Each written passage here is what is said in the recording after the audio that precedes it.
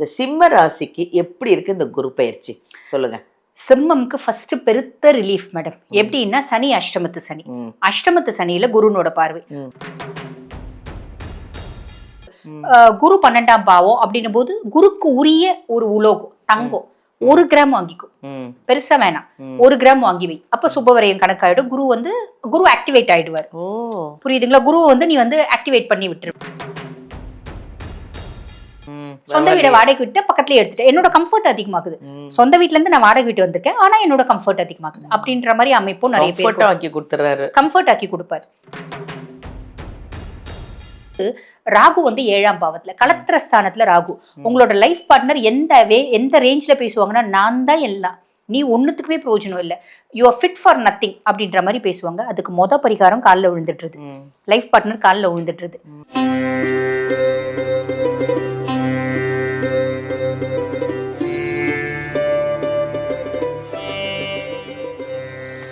எல்லாருக்கும் வணக்கம். நான் உங்கள் பாலாம்பிகா.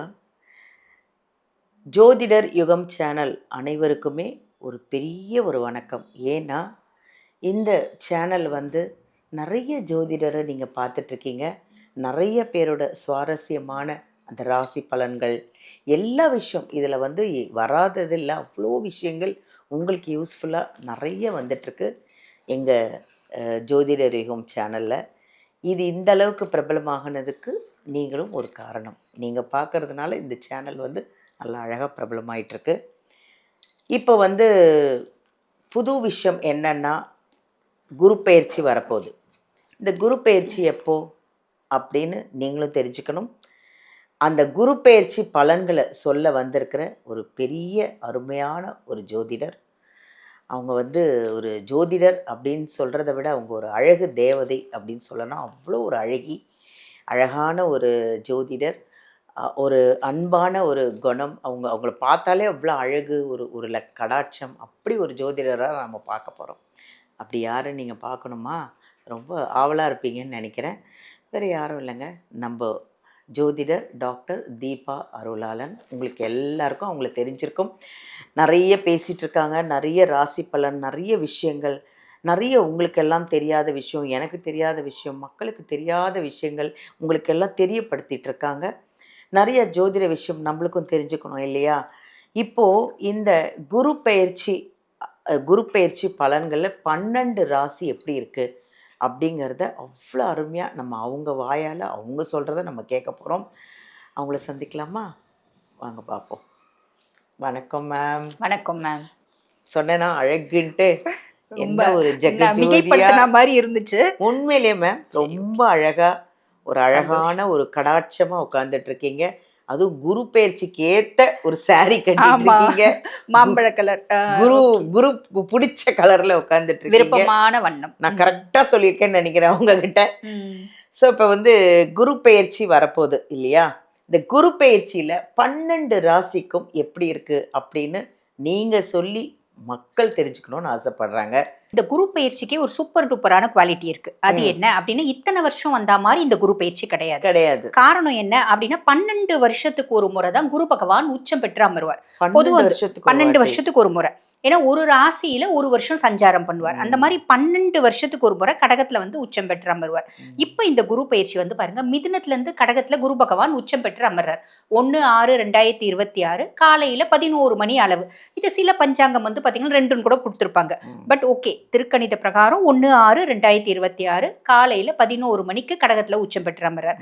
ஆக 12 வருஷத்துக்கு ஒரு முறை வரக்கூடிய நிகழ்வு அப்படின்றது ஒரு பெரிய பிளஸ் மேடம். 2வது பிளஸ் என்ன அப்படின்னா, இப்ப எங்களுக்கெல்லாம் அஷ்டம சனி, இப்ப ரிஷபராசி அன்பர்கள் எல்லா ரிஷபமும் தெரிஞ்சிருக்கும். அவங்களுக்குலாம் அஷ்டம சனி காலகட்டத்துல குருனோட பார்வையில இல்ல சனி மேல. ஆனா இப்பத்திய காலகட்டம் பாருங்க, ஒவ்வொரு ராசிக்கும் இப்ப சனி கெடுக்கணும் அப்படின்னு இருக்காரு பாத்தீங்களா? மேஷத்துக்கு 7 நாட்டு சனியா இருக்காரு. அதே மாதிரி சிம்மத்துக்கு அஷ்டமத்து சனியா இருக்காரு. கன்னிக்கு கண்டக சனியா இருக்காரு. தனுசுக்கு அர்த்தாஷ்டம சனியா இருக்காரு. அதே மாதிரி கும்பத்துக்கு பாத சனியாவும் மீனத்துக்கு ஜென்ம சனியாவும் இருக்கார். இப்ப இந்த 6 ராசிகளையும் கெடுக்கணும் அப்படின்னு கங்கணம் கட்டி சனி பகவான் இருக்காரு. இப்ப என்ன இவங்களுக்கெல்லாம் ஒரு பெரிய அட்வான்டேஜ் என்ன அப்படின்னா, குரு பெயர்ச்சியாகி அவருடைய உச்ச பார்வை 9ஆம் பார்வை சனி மேல படுது. ஆக இந்த 6 ராசிக்கும் சனி எந்த விதத்திலையும் கெடுப்பலன்கள் அப்படின்றது செய்ய போறது இல்ல. பாக்கி இருக்க 6 ராசிக்கு சனி ஆல்ரெடி நல்லது செய்ய போறாரு.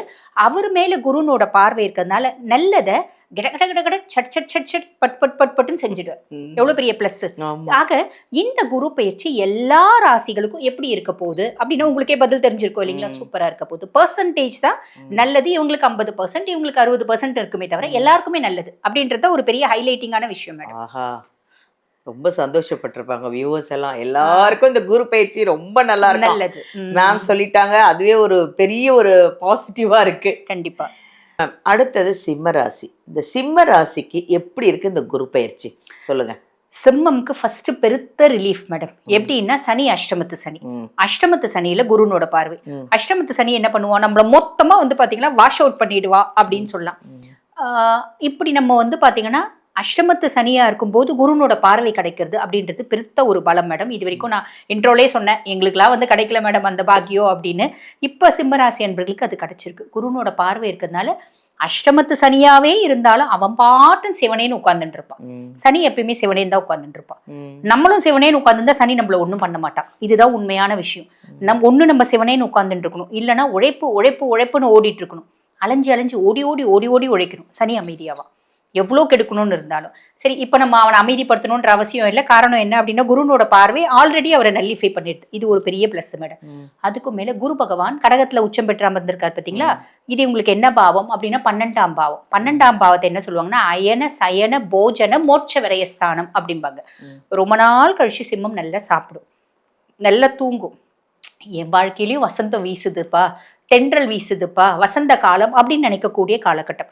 சுப விரயங்கள் அப்படின்றது நிறைய இருக்கும் மேடம். சுப விரயங்கள்னா நிறைய பேர் வந்து பாருங்க, வீடு வாங்குறது, கார் வாங்குறது, சொத்து பத்து வாங்குறது, நிலப்புலம் வாங்குறது, பிள்ளைங்களுக்கு நகை நட்டு வாங்குறது, பிள்ளைய வெளிநாட்டுக்கு அமிச்சு படிக்க வைக்கிறது, இப்படி டிஃபால்ட்டா நிறைய விஷயம் நடக்கும். கடைசி எங்க வீட்டுல அவ்வளவு பெரிய புள்ளெல்லாம் இல்லைங்க, சின்ன குழந்தை தான் இருக்கு, பர்த்டே பார்ட்டியாவது பண்ணுவாங்க. பர்த்டே பார்ட்டியாவது நீ பண்ணுவேன், ஏதோ ஒரு சுப விரயம் அப்படின்றது நடக்கும். அப்படி எதுவுமே நீ செலவே பண்ண மாட்டியா, நீ ஏதாவது சுப விரயம்ன்றது பண்ணணும்.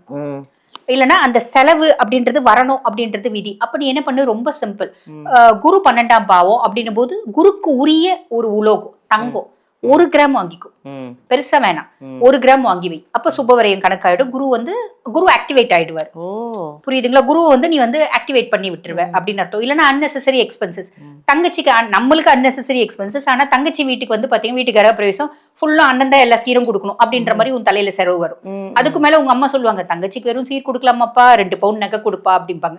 அதுக்கு நீயே 1 கிராம் கோல்டு காயின் வாங்கி வச்சுக்கோ, உனக்கே நல்லது அப்படின்னு சொல்லலாம். இந்த மாதிரி சின்ன சின்ன விஷயங்கள் மேடம். அதுக்கும் மேல குரு பகவான் வந்து பாத்தீங்கன்னா இவங்களுக்கு 5 மற்றும் 8க்கு அதிபதி. பூர்வ புண்ணியாதிபதியும் அவன் தான், அஷ்டமாதிபதியும் அவன் தான். அவன் 12ஆம் பாவத்துல விரையாதிபதியா வந்திருக்கான். சுப விரயம் அப்படின்ட்டு தான் கொடுப்பான். அதை நம்மளே வந்து ஏற்படுத்திக்கிறோம் அப்படின்னு சொல்லலாம்.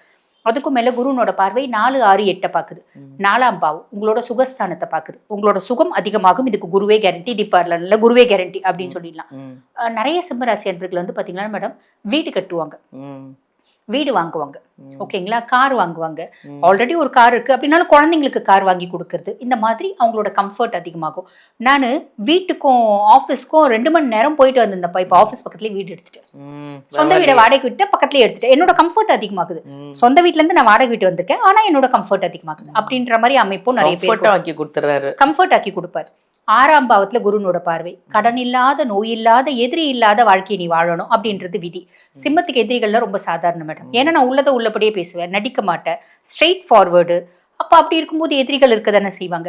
அப்ப குரு 6ஆம் பாவத்தை பாக்குறதுனால எதிரிகள் பெருசா இருக்க மாட்டாங்க. சோ எல்லாரும் எதிரிகளும் வந்து நல்லா பேசக்கூடிய காலகட்டம் அப்படின்னு சொல்லலாம்.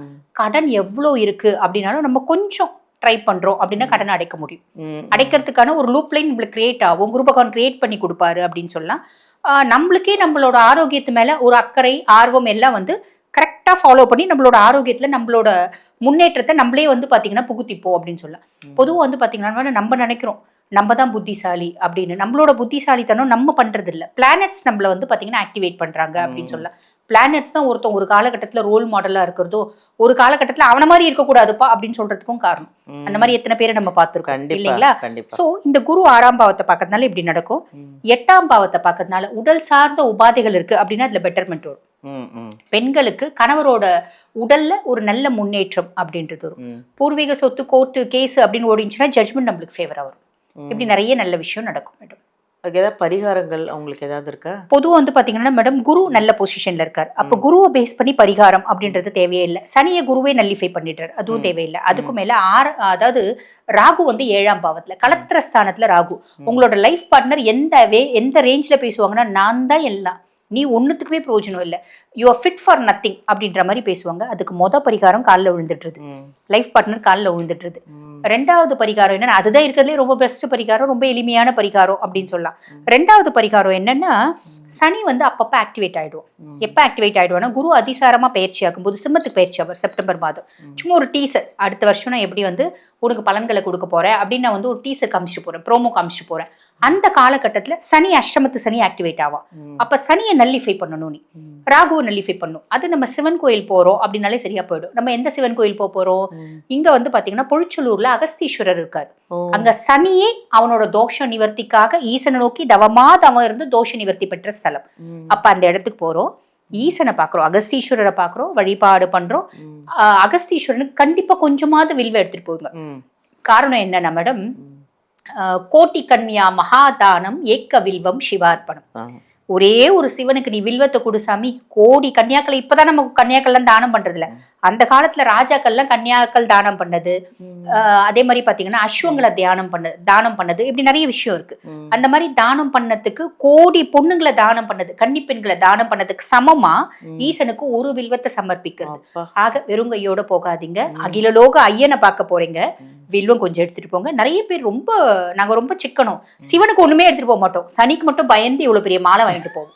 அது என்ன, சனியே ஈசனோட காலடியில தானே இருக்கு. அப்ப நீ ஈசனுக்கு கொடு, ஈசனுக்கு வில்வத்தை கொடு, ஈசனை வழிபாடு பண்ணு, அம்பிகையை வழிபாடு பண்ணு. அதுக்கப்புறம் சனி பகவானுக்கு கருங்குவளை மலர், நீலோத்பவ மலர் அங்கேயே மாலை கட்டி விற்பாங்க, வாங்கிட்டு போயிட்டு ஒரு எள்ளு விளக்கேத்தி வழிபாடு பண்ணிட்டு வா, நிறைய நல்லது நடக்கும், மாற்று கருத்தே இல்லை. தேங்க்யூ, சூப்பர் சூப்பர் மேம், நிறைய விஷயங்கள் ஷேர் பண்ணீங்க, ரொம்ப நன்றி. சிம்ம ராசி ரொம்ப நல்லா இருக்கு. இந்த குரு பயிற்சி உண்மையிலேயே உங்களுக்கு ரொம்ப நல்லா இருக்குங்க. வீடு வாங்குவீங்களா, உங்களுக்கு நிறைய கம்ஃபர்டபுள் கிடைக்கும், நிறைய விஷயங்கள் உங்களுக்கு சாதகமாக தான் இருக்குது. கோவில் சொன்னாங்க, ஃபுல் வீடியோ பாருங்கள், அப்போ தான் மேம் வந்து என்ன சொன்னாங்க அப்படிங்கிறது உங்களுக்கு புரியும். அந்த வீடியோவிலேருந்து மேம் கிட்ட ஏதாவது டவுட் இருந்ததுன்னா வீடியோலேருந்து நம்பர் எடுத்து அவங்கள காண்டாக்ட் பண்ணிக்கோங்க. ஜாதகம் பார்க்கணுமா, எதுனாலும் நீங்கள் நேரடியாக அவங்கள காண்டாக்ட் பண்ணிக்கலாம். உங்கள் ராசி நல்லா இருக்குது, இருந்தாலும் அவங்க சொன்ன சிவன் கோயிலுக்கு போயிட்டு வாங்க. தேங்க்யூ.